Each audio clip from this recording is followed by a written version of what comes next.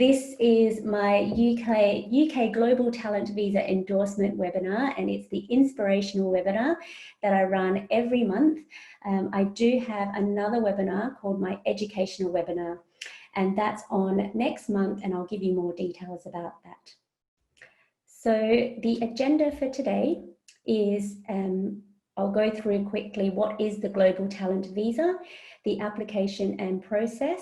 So I've only got about 15 slides to go through quickly, and then we'll move on to our interview with Diego, who's a recent recipient of the endorsement for Exceptional Promise.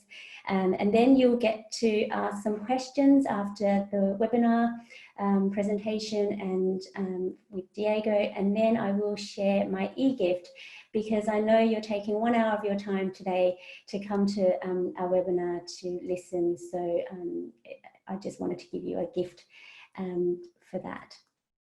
So just briefly about myself, my name is Michelle Hewer. I'm Australian Vietnamese. I'm the founder and CEO of Made with Glove. It's a UK wearable tech company designing fashionable heated gloves. In 2016, I was the recipient of the Global Talent Visa. At the time, it was called the Exceptional Talent Visa, and I was endorsed with Exceptional Talent. Back then, there wasn't a lot of material or resources or support about the Exceptional Talent Visa. So Tech Nation asked me if I could become the Tech Nation Visa Ambassador. And I did that for about 2 years. And that's where I helped a lot of applicants, where I shared my story about how I got through the process and survived.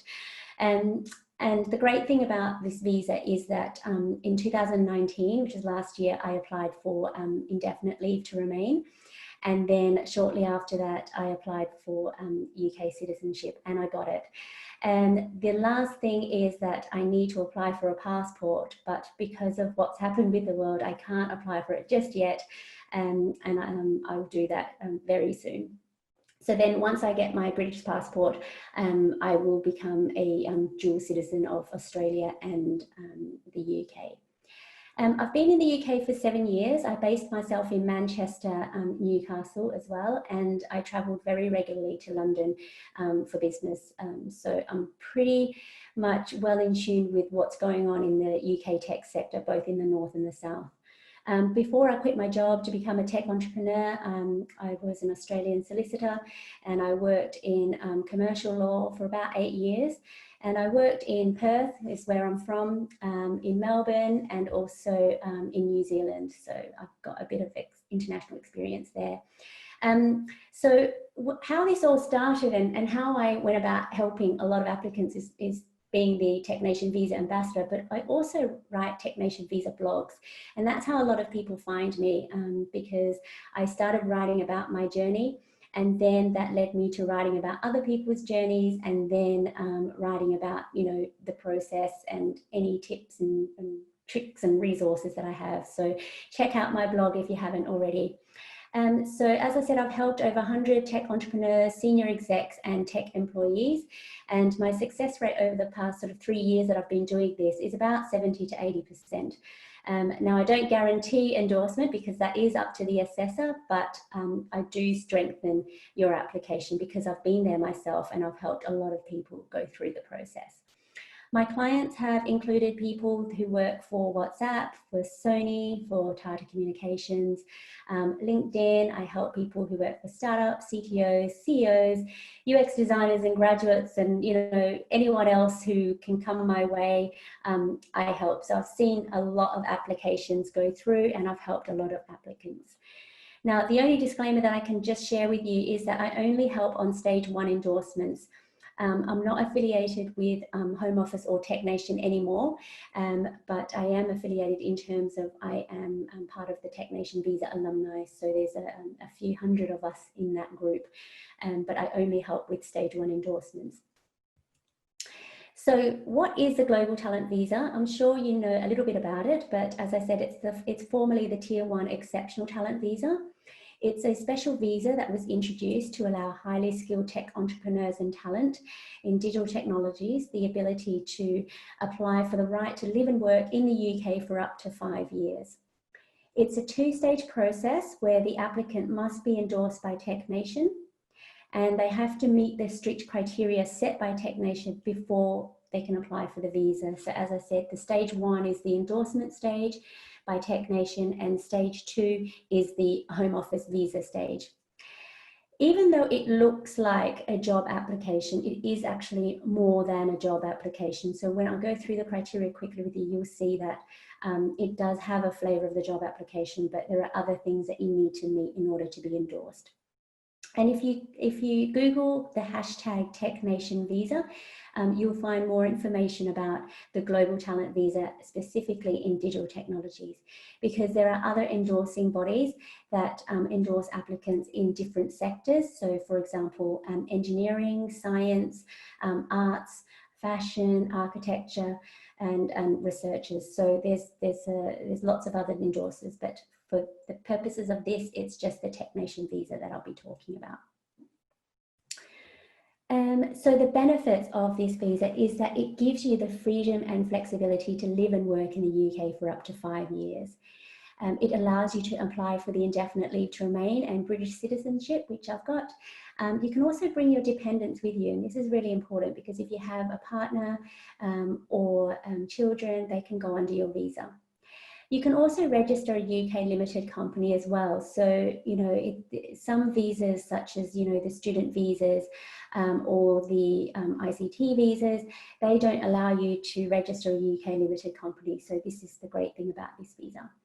You can also work for a tech company without the need for company sponsorship. So this visa is not just for tech entrepreneurs, it can be for employees as well. And the visa is attached to you. So if you leave a company, that's okay. You can go to another company and work for them and not worry about the visa situation, because I know, you know, that stops a lot of people from overseas who don't have a visa to apply to work for a tech company that they really want to. The visa usually stops them, but if you've got this, then you're free to go. And one thing that's the great thing about this visa, and if you've had other visas in the UK, and I've had many, this one is extremely cost effective, and I'll go through the cost in a second, but that's very appealing, this particular visa. So as I said, I'm going through the stats.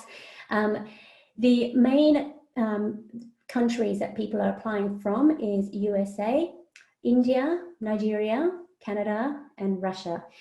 There's a lot more, obviously, like Australians and Mexicans, but the stats are just showing that these countries are applying, well, applicants of these countries are applying more.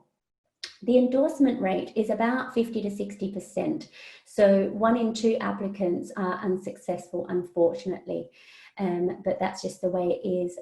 When I applied, it was about 68%, but that's only because in 2016, not many people knew about it. So now a lot more people know about this visa. So a lot more people are applying for the endorsements, and that's probably why the endorsement rate's reduced. But hopefully it will increase if you do come and seek my support, and that's why I'm here. I'm here to help. In the last I think it started in 2014, they've had just over 1,000 successful recipients over 6 years, and that's great. When I applied, it was only 200 endorsements available, and only just recently there was a change in March. They reduced, or they actually took away the cap of 200 per year. And now anyone who applies can potentially succeed and be endorsed. So that's great. So there's no restrictions there. So just looking at the stats in each year, 2017, there were about 450 applications, and this is applications, not endorsements. So, you know, if you think about it, it's about 50% endorsement rate, so 1 in 2. In 2018-19, there are 650 applicants. And then this year, I've seen that there have been about 950 applications. So as you can see, a lot more people are applying. There is an eligibility criteria. So the great thing about this tech visa is not just for people with tech skills, it's for people who also have business skills. So there's a table here, and if these are just a general idea of what types of skills people have or what technicians would typically see. But if your skills don't fall under this, that's okay. Just pick the ones that's closest to you. The tech sector moves so quickly, roles are changing, new roles are being developed, so don't put this off. It's not an exhaustive list. But one thing you do need to make sure that you don't fall under is this one, and that is the following specialisms that are not considered suitable. And the one thing that they mainly look at, technicians look at, is the consultancy. If you're working as a consultant, and here, this is a new change, if you're a technical or management consultant, or if you're in a business, if you have a business skill and you are working in an agency, if you're an outsourcer, if you're working for a marketing firm, then you're not quite a suitable applicant. So they want people who work within product-led digital technology companies who work in-house. So if, unfortunately, if you fall under, outside of this, then yeah, it's great if you fall outside of this, but if you're one of these, then unfortunately, technician deem that you're not a suitable applicant. So just quickly, there are 15 documents that you need to submit, and it does look like a job application. You need to provide a CV, a personal statement, and 3 letters of recommendations by experts. And then you need to supply 10 documents where you have to show that you meet key and qualifying criteria. And the maximum number of pages per criteria is 3 pages. It used to be 2. New changes in early June state that it was 2 pages maximum, but now you can have 3 pages. So just briefly, the criteria, you can go under either exceptional talent or exceptional promise. Those who go under exceptional talent category are those who have about more than 5 years experience in the sector. And those who have less than 5 years experience in the sector, then you go under the promise category. And this is up to you to decide. And then the assessor will assess you based on what you decide. And here there are 6 criteria which you need to have a look at, of which you only need to select 3. And it's split between key and qualifying criteria. There are 2 key criteria, and you only need to select 1 out of the 2. And the first one is you need to show that you have a proven track record or examples of innovation in the work that you do, either in a business or technical skill. And the second key criteria is if you do some work outside of your immediate occupation that advances the digital tech sector, you can provide evidence against this criteria as well. So you only need to select 1 out of the 2. I would generally advise people or applicants to submit at least 3 documents per criteria. Okay. So under qualifying criteria, there are 4 in which you need to select 2 out of the 4 from. And the first one is about the impact or your significant contributions. And these can be commercial, technical, or entrepreneurial contributions to a product-led digital technology company. So you would show evidence to fulfill this criteria. The second criteria is you show potential leadership or leadership qualities, and you would provide at least 3 pieces of evidence showing this. The third criteria is a continuous learning criteria, and this is about courses and certifications. So a lot of people do have, have undergone in the last 5 years courses and certifications which they prove that they've achieved. So this one's pretty easy because if you've done courses, you've received results and you've got a certificate as a result. So 3 pieces of evidence showing that. And then finally, if you've made any academic contributions, you can show that, so any publications and even letters of support from professors to show that you've made some academic contributions to their research. So those are the 6 criteria in which you only need to select 3. I wouldn't advise you to select all of them because you can only submit 10 documents all in. So about 3 documents per criteria, and then you can add in a 4th document because you need to make up the 10. So hopefully that makes sense. I do go through this in a lot more detail in my educational webinar that's happening in 2 weeks, and I'll give you more information then. So quickly, the process. There's the stage 1 and stage 2, which I mentioned. The first stage is the endorsement stage. That's £456. As I said, it's very cost effective, and you pay and you register online at the Home Office. And then once you've paid online at the Home Office, you then go to the Tech Nation portal, and that's where you upload all your documents. Once you've uploaded all your documents, it should take about 8 weeks for Tech Nation to provide you with an answer by email. And during COVID, actually, it's been less than 8 weeks. I know applicants that have had a decision by the Home Office in 4 days. Diego's was very quick as well, and I've had other applicants that have had a result, you know, in 2 weeks as well. So they're not really taking the full 8 weeks during COVID, I think, because, you know, all the assessors are at home, and they can have a look at the applications quite quickly, which is great. But as a just to let you know, it can take up to 8 weeks. So if you've got any visas that are expiring, then just do take into consideration that they can take up to 8 weeks. So they either tell you if you're successful or unsuccessful. If you're successful, that's fantastic. You go to stage 2, and this is the visa application stage. So you would apply for the Home Office, and this is only £152, so it's not too bad. You do also have to pay other fees, which is the biometric fees and the immigration health surcharge. And the immigration health surcharge is the expensive bit. When I applied, it was £200 per year. Then it went up to £400 per year. So at the moment it's £400 per year, but from 1st of October, it's going to be £624 per year.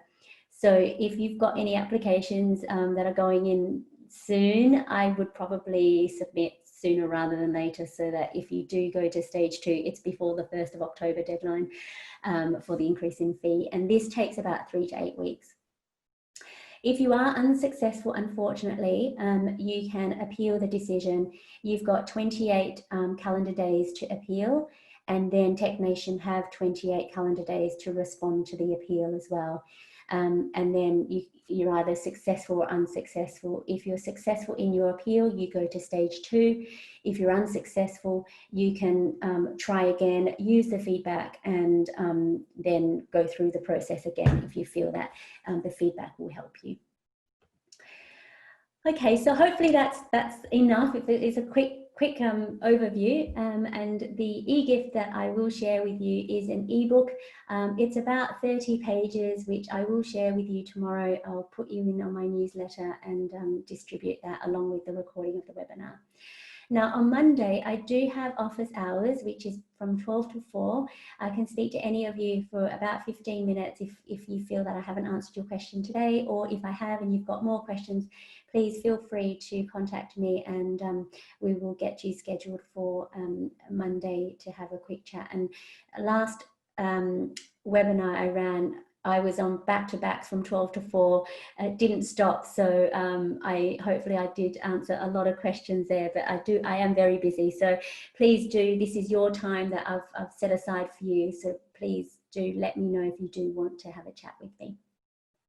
So my next webinar is on Thursday, the 16th of July. It's the educational webinar, which I go through in even more detail about the criteria and all the evidence that you need to submit against the criteria. So there are 2 webinars that I run, live webinars from 1 to 2, BST, and 5 to 6, just in case. I know a lot of you are overseas, so if it helps with the time difference, please sign up to the one that's relevant to you and that you can come.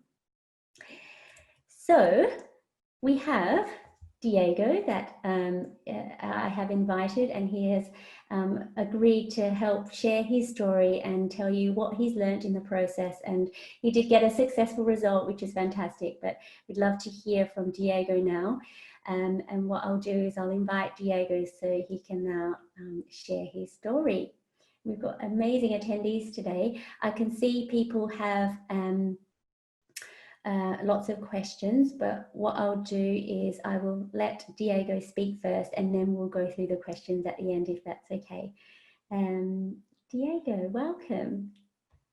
I think your microphone is off, so if you'd like to turn that on, or do you want me to? Hang on, let me see if I can unmute.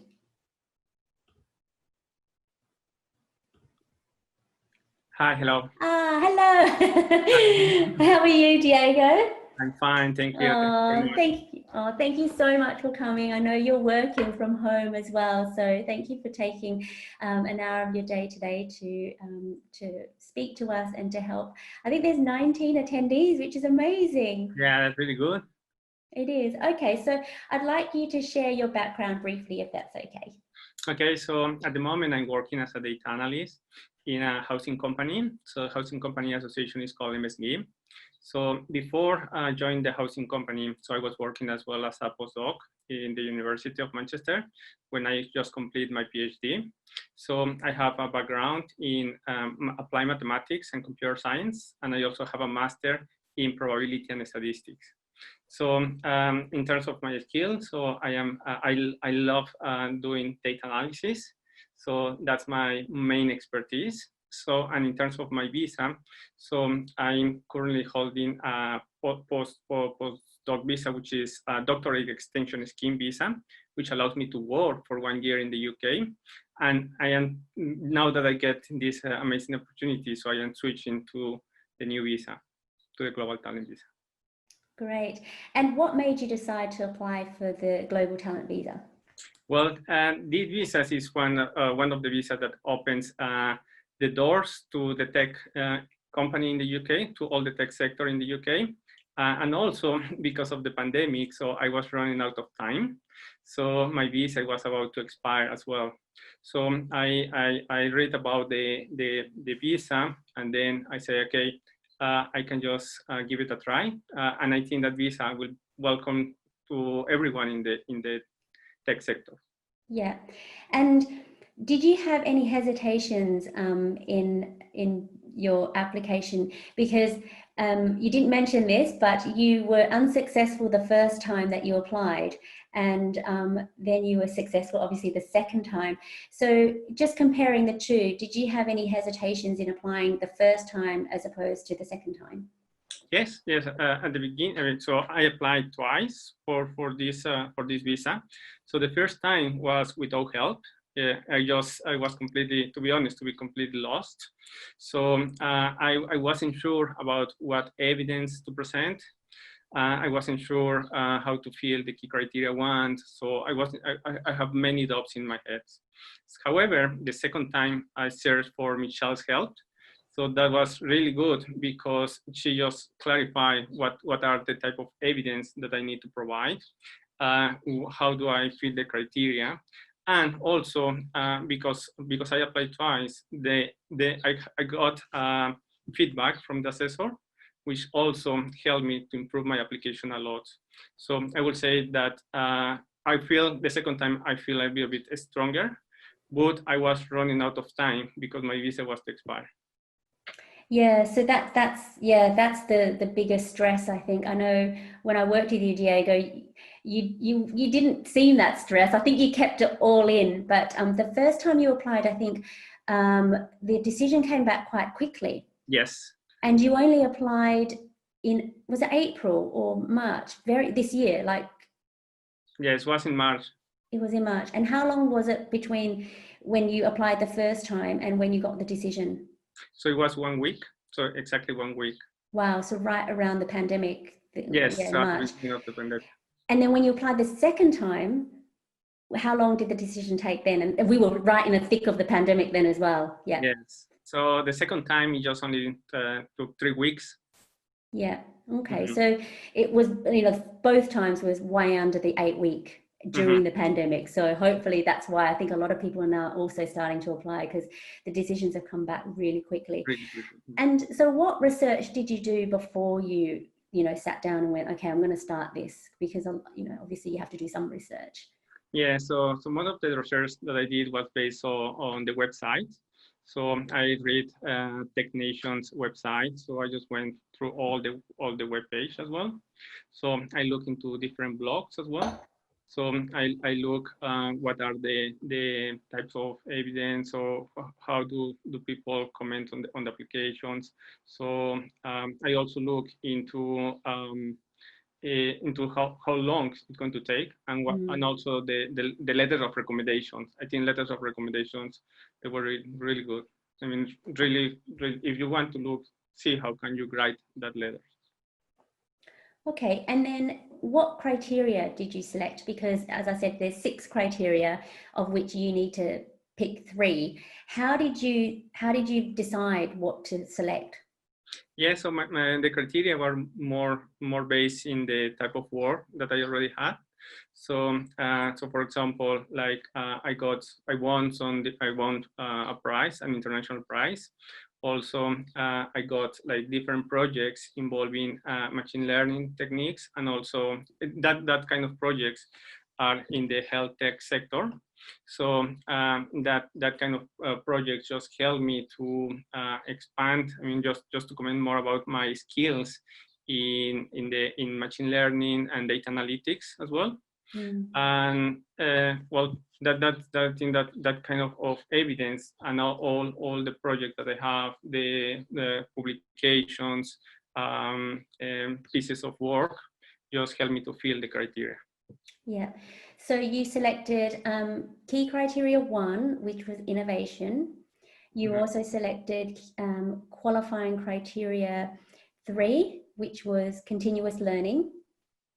And then you selected qualifying criteria 4, which was all your academic contributions, because obviously, you know, you've got a PhD and you've done lots of publications. So that was really easy for you, as well as the continuous learning qualifying criteria. Now, I know that you struggled the most with the in the key criteria 1, which was the innovation, and that's the feedback that we got from the assessors. Now, can you talk us through about that key criteria 1? Yeah, so in my first application, so I think I make a mistake in terms of what evidence to show in the key criteria. In my first application, so I submit my contract. So it was basically a contract from the housing company that I work, just to show the evidence that I am hired as a data analyst. However, a contract doesn't tell anything about the innovation. So that's why the second time that I seek for support. So Michelle, you helped me a lot in filling and showing what are examples of innovations. Yeah, I think that's really important, because I know that the TechNation guidelines say that you can put in your employment contract. But, you know, Diego, I think you had 2 contracts that you sent through, and all employment contract says is your title, your salary, and any bonuses, or, you know, so it didn't show, you know, examples of innovation. So we picked 2 or 3 examples of innovation in your work, and we really spelt it out, you know, what was the innovation, why was it innovative, and how was it innovative? And you drew really nice diagrams to showcase your work that way. And that was the main feedback that we got from the assessor. Now, we also changed other parts of your documents as well. Your experts. Tell us about your experts, because your experts were amazing. Like, they were, you know, they were really good. But there was a difference between the first and second application for your experts. Yeah, so in my first application, so I chose 2 experts from the same institution. So, however, just I choose my experts based on the senior level that they have. So they are professors from the university. They have a lot of experience, and they have years teaching as well. But also based on the turnaround time. So basically, I was also looking for someone who can help to know my work as well. So first they need to know my work. So they need to know what can I do. I mean, what are my skills? How can I just contribute as well? But also in the turnaround time. So basically, my experts were also based in, and they can provide me the letters really quick. Yeah, exactly. So, yeah, so the first time around you chose the two people from University of Manchester, Mhm. and under the guidelines you need to show people from different organisations, and that's really hard because you had so much work done with the University of Manchester, but luckily you had obviously other people to call upon, and they came back like within a day, Yeah. which was really good. And I think that's important to know is having that good relationship with your experts. And we also changed their letters a little bit around as well to focus more on your health tech skills and your innovation and your impact that you made to the tech sector. That's another thing that we changed as well. So in terms of you applying twice, I know that you said that there were other things that we did. Can you go through the things that we did change as well? Like yeah, Yes. it wasn't just the key criteria one, which was the feedback, it was other things. Yeah, so we also changed my statement of purpose. So the statement was different, so was completely different as well. So we changed the key criteria, the letter of recommendations as well, like some of the bits that you mentioned, and also the statement. So the statement, I think there was a big difference between my first statement and my second statement. So I feel that they improve a lot, to be honest, with your help. So then I think that will just help me to be successful in the second time. Yeah, and I think like even though I read your application when it came back unsuccessful, I felt really bad for you because you'd had a lot of the information. Like the only thing that was just not there was the innovation part. But you did, your continuous learning and also your academic contributions. You had that. We did change that one or two of those ones around a little bit, but it was just making everything more clear. Like we just clarified a lot of work that you had done. So I knew that you would be a successful recipient. It was just restructuring everything and just making everything more clear. But I'm so glad that, we got a successful result the second time around and within, the visa expiry date. So now you're looking at applying for stage 2? Yes. Yeah, so.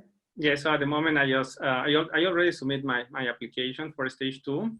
So the issue is like I just waiting for a new appointments to open in any of the biometric centers. So basically I just need to take my biometrics, then submit all the evidence, and just wait for a decision for the home office to get my visa. Yeah, excellent. Well, good luck. So hopefully you'll get that soon. So fingers crossed. They do say that you've got 3 months from your endorsement to then applying for the visa, and that's in the normal case, but they haven't said anything about COVID yet, because I think it's still within 3 months. So we'll see, but I'm sure it'll be okay. No, they haven't said anything different, so just try and apply as normal, and hopefully you'll get that soon. Okay, thank you so much, Diego. I've got a couple more questions, but I think we'll go to the Q&A at the moment. So please, everyone, if you've got questions, please go into the Q&A and ask. I do know that some people have asked how they can book an appointment with me, and that's absolutely fine. I've got your details so I can contact you, but tomorrow I'll be sending out a newsletter, and then that's where you'll get my details, and you can always ask me for an appointment slot on Monday. So in terms of Jasmine, we've spoken before. Will you be able to do access profile today? I don't understand. If you can just clarify that question, that would be amazing. Natalie's asked a question: would you advise against non-certification continuous learning evidence, so language learning? I do know that on June 4th, they did clarify the continuous learning criteria. So before they were mainly concerned about just certifications, but now they've said, they've defined what mastery of skills is. And mastery of skills is things that you've learned during the course of your professional career that you haven't done a course for, because, we're working in, one of the most fast moving sectors in the world, right? Tech just moves so quickly. And if you wait for a course, it might be too late, but you're actually doing it. If you've got the skills and you're you're learning new things and you're creating and innovating, then you can show your work and explain how you're mastering your skills. They haven't said how, but I guess that's up to you to show how you've mastered your skills in, from one year to the next. I hope that helps. Diego, are you applying for stage 2 from within or outside the UK? And this is an interesting question. Yeah, so usually for that visa, if you are if you are on, for example, I was on this tier 4 visa, doctorate extension. So usually what happens is you go outside the UK, and then you apply from your home country, and then you re-enter to the UK. However, because of this situation, I mean, because of the pandemic, so I can apply for this visa from the UK, so I don't need to leave the UK. So, and I think that's also very, very good news, because that also allows me to continue working, to continue staying in contact with my people, to continue working with my projects and everything. That's really important to know as well, because I think that's one of the benefits, unfortunately, Yes. of the pandemic. I know another Hadil, she was one that I interviewed last month, and the fact that she could apply in country, because she was on a similar visa, the fact that she didn't have to leave and come back was actually one of the reasons that pushed her to apply for the endorsement for global talent, so that she didn't have to, it's expensive to fly home just to get, the visa. And I did the same for mine. When I applied for my entrepreneur's visa, I had to leave the UK and go back home to Australia. And this was then, I'm not sure what it's like now. And I had to sit there in Australia and just wait for the decision, and then, come back then. So it is stressful because you don't know. But, luckily, Diego, you can just apply within the country, but normally you have to go back. Yeah. So Natalie's saying that's good. Okay. Let's have a look. Okay, someone's asked about examples of evidence for key criteria 1. So yeah, so Diego, do you want to go through what your examples of evidence was? Because we had to actually create it, didn't we? Yes. Yes, so in my work as a data analyst, so I am assisting different projects inside my company. So because of COVID as well, so one example of my supporting criteria was one plan, that basically a contingency plan that the company just put, because they want to everyone in the company have access to work remotely as well, but also supporting people that can be vulnerable because of these situations. So I was in charge on doing the data analysis, extracting the data, doing data manipulations, and doing some programming as well, but also some visualization maps. So with Michelle, we just comment about how to put this one as part of my key criteria. I submit 3 different key criteria documents. So what was this supporting plan? The second was about my tech, my health tech experience that I have. So I won a grant. So basically that grant is also is for developing algorithms to predict hypoglycemia in patients. So I put that as well as part of my evidence. And also, I also have a project involving people from different universities in the UK. Is a UK Biobank. So UK Biobank, they are a charity, and we are developing machine learning algorithms to do predictions for rare disease. So we just comment a lot of that. So we put evidence of algorithms or evidence of code to fill that criteria. Yeah. So so Diego had to create these documents, and it's quite interesting, and because you've done the work, but how to produce that in, was it 2 pages back then? Because so we had to squeeze everything in 2 pages. So there was almost like I gave Diego a structure. It was like, the background of the project, what role did you play, why was it innovative, what was the innovation and how was it innovative? And the how was the bit where Diego then described it technically, or put it in a diagram form to show how it was innovative. And then we did a little bit about impact, like, so the impact of his innovation. I know impact is in the qualifying criteria, but we just mentioned a little bit about the impact. Now, also another thing we have to make clear is, because it's work, confidential work that you do within your company, we just had to be careful about showing everything. So, you know, we put, you know, confidential all over the document and not put every single little thing, because, you know, it's your technical work. So that's something that you just have to be really careful about as well. So you don't show everything, but show enough to give them an idea of what the innovation was. So that was really good. I think, Diego, we worked on the first one and that took a while. But then, because, you know, it was hard because you didn't understand the structure, and, you know, we didn't know what it would look like in the end, but you created a really nice, you created really good evidence. And then the second and the third one was really easy because we had that structure formed for you. So I hope that helps for that question. Nicole, I hope that answers your question. What did it look like? So it wasn't really screenshots. It was, you actually created it. So there were no screenshots in the innovation. I mean, if you did have something, then you could put it in, but I think, Diego, you created it all from scratch. Examples of qualifying criteria 1 in the supporting documents. So qualifying criteria 1 is about impact. Diego, you didn't submit any evidence against impact because you didn't choose that one, but impact is more about metrics. So you need to, I guess, if Diego, you had selected impact for, say, your company, the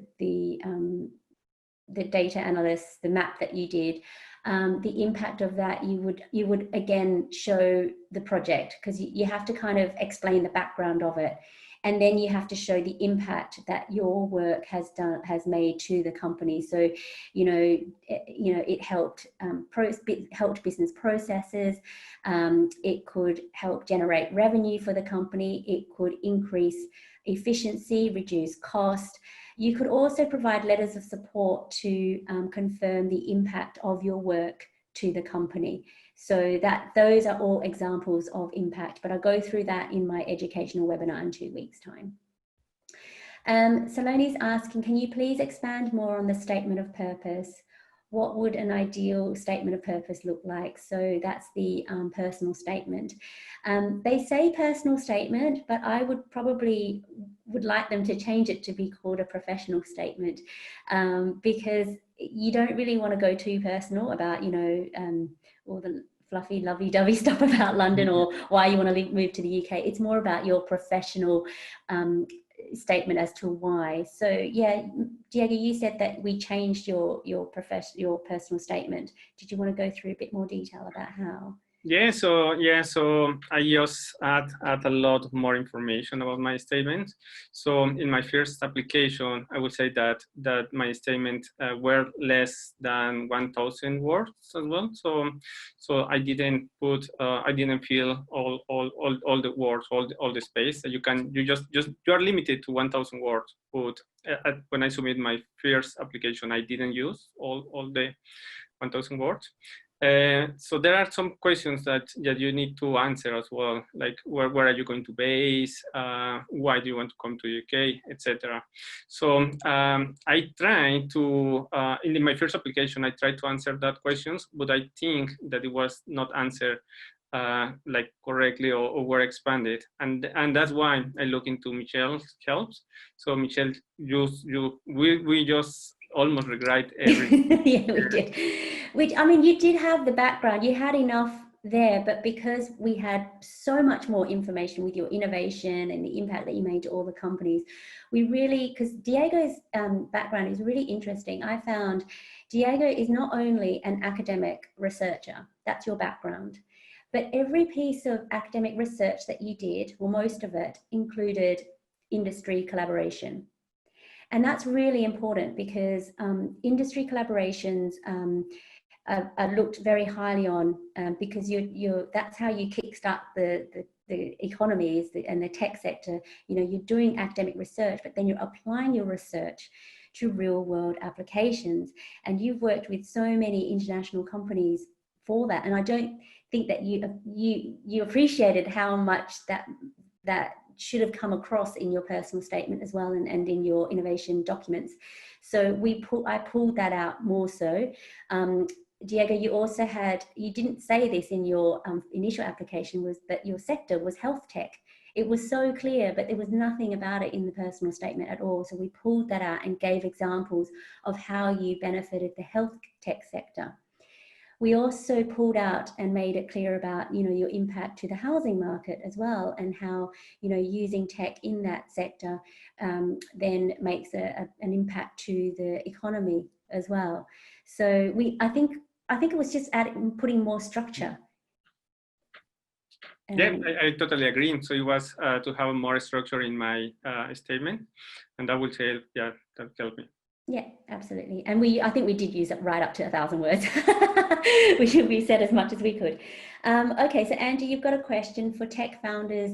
Is showing the company's registration, showing you as a founder, enough to demonstrate innovation?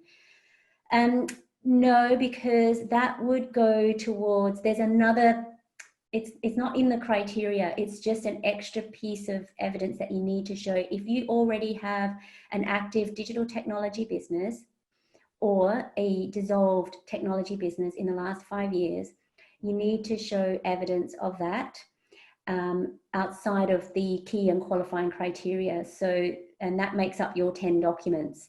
So you would show the company's registration, you would also show your shareholding, and also why you should be endorsed under the Tech Nation visa scheme. So long as it's a product-led digital technology company and you have to explain why, then you would show those types of evidence, and it has to be 3 pages. So someone's asking about, they're an IT consultant working for clients in digital tech, 15 years experience, are you eligible? Yeah, that's the thing. Consultants working for clients, Tech Nation have said absolutely not. If you're a technical or management consultant, yeah, and your visa doesn't require you to change jobs. But it depends. I mean, it depends on what criteria you've got in the past. What evidence you can show if you've worked in another company, or what you plan to do in the UK as well. So this is, yeah, a grey area. Why don't you schedule an appointment with me on Monday and we can have a chat about that, so I can, you know, ask more questions. Another question is, what if we don't have, oops, okay. What if we don't have 4 people from the same company, can you apply simultaneously? Are you saying if there are 4 applicants who are working for the same company, can they apply for the Global Talent Visa or the endorsement? Yes, I would say so. But again, have a chat, because I don't know if that's the right question or answer to your question. Does being a co-founder of a British startup with 2 years of successful growth history help or hinder the application process? Absolutely, it helps. So that's fine. Pedro, can you present more than one example in the criteria? I have different projects and divide them into different examples of the qualifying criteria. Yeah, so yeah, Diego, you had 3 examples of different projects for your key criteria. So that's 3 pieces of evidence.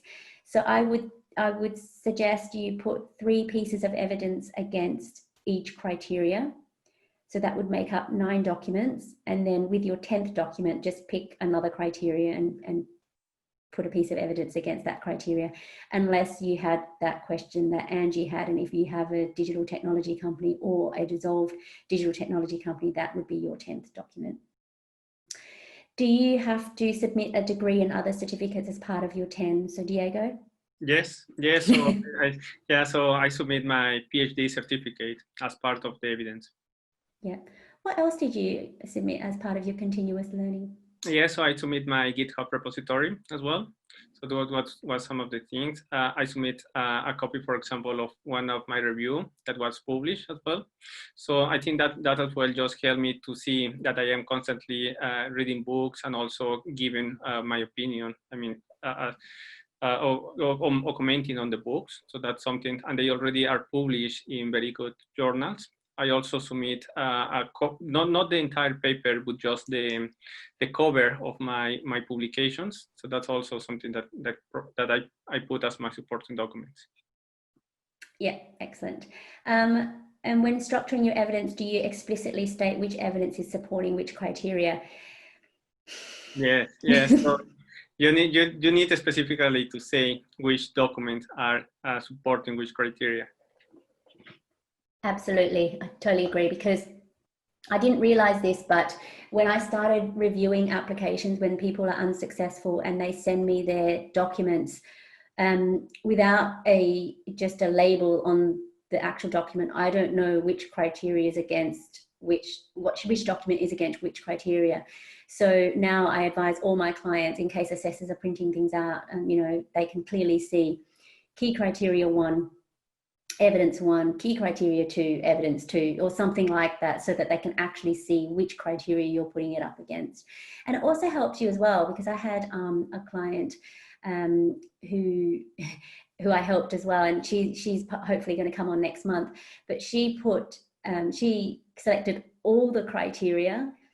So she had 10 documents against all the criteria, and they were just all over the place, and I just couldn't see which evidence was for which criteria. And obviously she was unsuccessful because there was no structure and the assessor couldn't see what she was doing. So when we redid it, then it was very clear which evidence was against which criteria.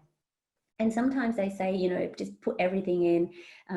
But for me, it's less is more. If you want to fulfill one criteria, put 3 pieces of evidence against that one criteria. If you put 2 or 1 here, there, it's not going to be a strong application. Diego, did you apply under promise or talent? Yeah, I apply for promise. Definitely, because how many years were you out? Well, yeah, so I completed my PhD last year. So I just and after that I just started working. So I think I am starting my career. So I will just go for promise. Yeah, definitely, and that's fine. Pedro is asking if you created his own workshop and made an impact to the community or local business, but it can't really be measured. Yeah, so that's another thing. You need to be creative about what was your impact. So impact can take many forms. Testimonials from people who have, benefited from your work. And as I said, letters of support is great, because the person who benefited, or the organization that benefited from your work, would definitely write you a letter to say how much you impacted them. Okay. Someone's working for a IT company in machine learning as an engineer, but working for a client as an engineer. Are you eligible? So that goes to the consultant bit. So if you wanted to have a chat, let me know. Here's another question. God, there's so many questions.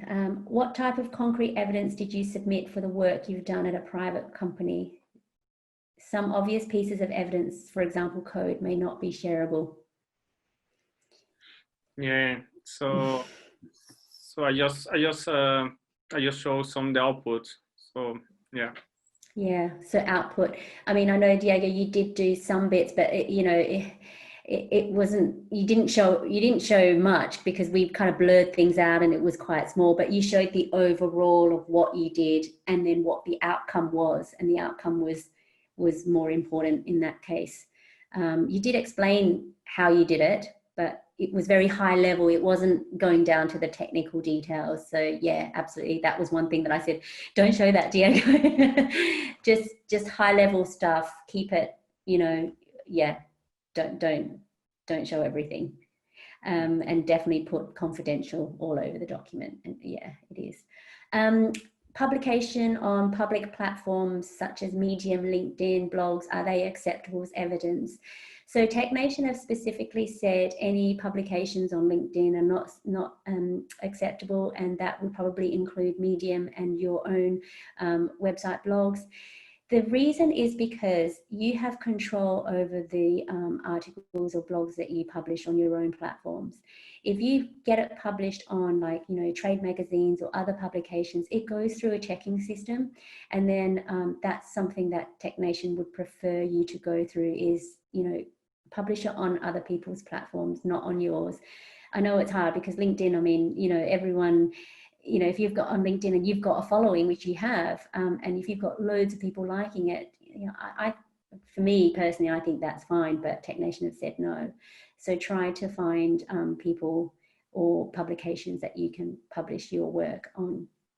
You just ask. I mean, I've published on so many publications and platforms, startup ones, you know, find publications that you like reading, community ones, anyone. So ask the question. So yeah, I think that's, you're welcome. That's it. There were 20 questions. I hope we've answered all your questions. We've got 4 minutes left. Okay, I have 2 more questions for Diego. So what advice would you give to someone, because you've been through the process twice? And we forgot to mention, Diego, we could have appealed in your situation, but let's talk about that, because I help a lot of clients decide whether or not to appeal. Sometimes it's strategy, which it was a bit, yours was a bit, and then sometimes it was, you know, if the assessor was wrong, and so we appeal. But tell us how we came to that decision to not appeal. Yeah, so at the beginning, I was when I just get the result for my first applications, I was really sad. So I decide to see for support. So I seek Michelle's support. So you recommend me like what was my best option. So the reason that I was looking in appeal was because in my first application, I thought that I was meeting all the criteria, but I was wrong. So I didn't fulfill the criteria. So that's something that Michelle helped me a lot to see that, okay, look, this is grown, this is all over the place, etc. And that's why I just seek for your support. So that was the reason I didn't appeal. So, but I mean, there are many options. I think that if there are options of appeal, but also the good option to reapply as well. Also, the other thing that also stopped me is the time as well, because if I got into the appeal, so it would probably take 28, so it's almost 1 month plus another month, and I think going just submitting, you will probably wait too long, to be honest, because of the situation. So that's also something that they encouraged me to reapply again.